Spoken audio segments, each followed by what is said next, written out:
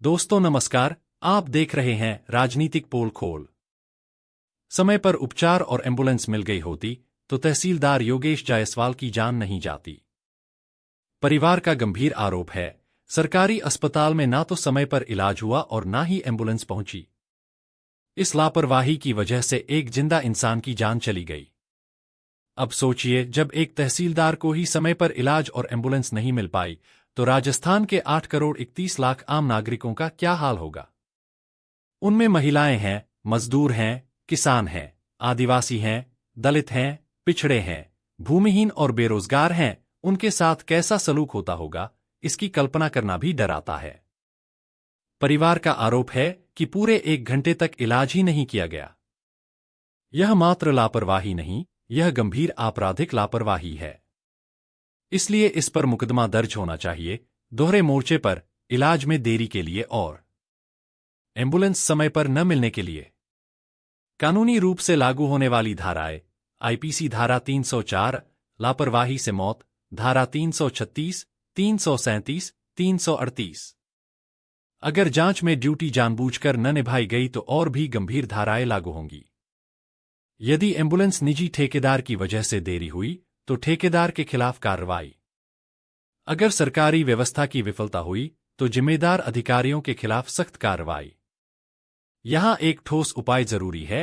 हर सरकारी सामुदायिक स्वास्थ्य केंद्र और प्राथमिक स्वास्थ्य केंद्र में सीसीटीवी कैमरे फुटेज सुरक्षित सर्वर पर संग्रहित हो और सामान्य दिनों में डिलीट किया जा सके। लेकिन किसी दुर्घटना या मौत की स्थिति में फुटेज लॉक रहे और जांच तक न हटाया जाए। इससे झूठे बयानों और लापरवाही का तुरंत पता चलेगा। सीसीटीवी फुटेज तत्काल सत्यापन का काम करेगी। डॉक्टरों, नर्सिंग स्टाफ या तीमारदारों के बयानों की मिलान छानबीन सीधे फुटेज से की जा सकेगी। यदि फुटेज में यह स्पष्ट हुआ कि तीमारदार झूठ बोल रहे थे या अस्पताल स्टाफ ने जानबूझकर देरी की तो उनके खिलाफ सख्त आपराधिक और अनुशासनात्मक कार्रवाई होनी चाहिए। कलेक्टर डॉक्टर अंजलि राजौरिया ने जांच का आश्वासन दिया है, लेकिन जनता जानती है, जांच के बाद भी खोई हुई जिंदगियां वापस नहीं आएंगी। तहसीलदार योगेश जायसवाल की मौत हुई क्योंकि समय पर इलाज नहीं मिला और एम्बुलेंस भी देर से पहुंची।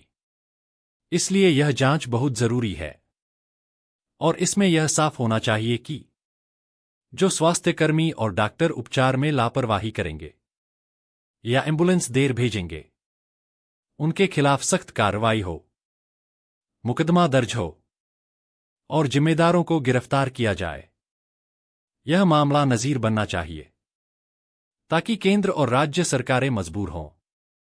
हर तहसील और जिले में पर्याप्त डॉक्टर, स्वास्थ्यकर्मी और एम्बुलेंस उपलब्ध कराए ताकि भविष्य में कोई भी स्वास्थ्यकर्मी, डॉक्टर या एम्बुलेंस कर्मचारी किसी मरीज के जीवन के साथ खिलवाड़ करने की हिम्मत न करे।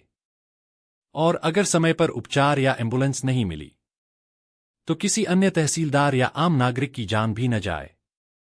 यह नजीर इसलिए जरूरी है ताकि पूरे देश में अस्पताल, स्वास्थ्य केंद्र और एम्बुलेंस सेवाओं में ऐसी घोर अनदेखी रोकी जा सके। सीसीटीवी, एम्बुलेंस की तत्परता और चिकित्सकीय जवाबदेही ये कदम हैं जो न सिर्फ प्रतापगढ़ बल्कि पूरे देश में लोगों की जिंदगियां बचा सकते हैं। यह केवल प्रतापगढ़ का मामला नहीं है, यह पूरे देश का सबक होना चाहिए। आप देख रहे थे राजनीतिक पोल खोल। फिर मिलते हैं राजनीतिक पोल खोल पर एक नई पोल खोल के साथ। तब तक के लिए जय हिंद।